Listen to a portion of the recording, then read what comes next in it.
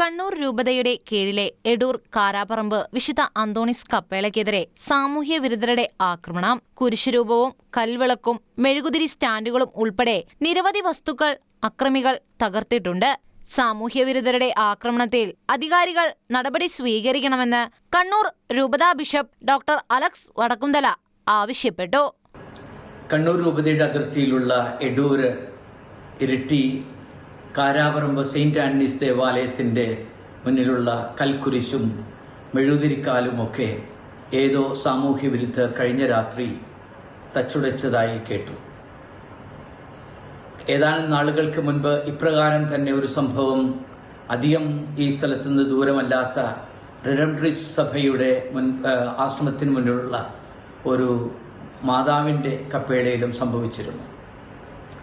ബന്ധപ്പെട്ടവർ സത്വര നടപടികൾ സ്വീകരിക്കുമെന്ന് പ്രതീക്ഷിക്കുകയാണ്.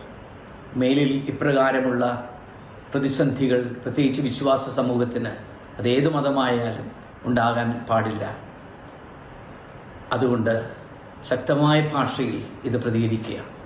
രാത്രി 12 മണിക്ക് ശേഷമാണ് ആക്രമണം നടന്നതായി കരുതുന്നത്. പോലീസ് സ്ഥലത്തെത്തി അന്വേഷണം ആരംഭിച്ചിട്ടുണ്ട്. ജാതിമത ഭേദമന്യേ എല്ലാവരും ഒരുമിച്ച് കൂടുന്ന കപ്പേളയിൽ ഇത്തരമൊരു ആക്രമണം നടന്നത് വളരെ വേദനാജനകമാണെന്ന് പ്രദേശവാസികൾ പറയുന്നു. രാവിലെ കുർബാനയ്ക്ക് പോകുന്ന ആൾക്കാരാണ് ഇത് കണ്ടത്. അവർ വരുമ്പോൾ ഇതെല്ലാം അവർ കിടക്കുന്നുണ്ട്. 11 മണിക്കാണ് ഇവിടെ കടയെടുത്തിട്ട് പോയത്. അത് കടത്തി പോയതിന് ശേഷം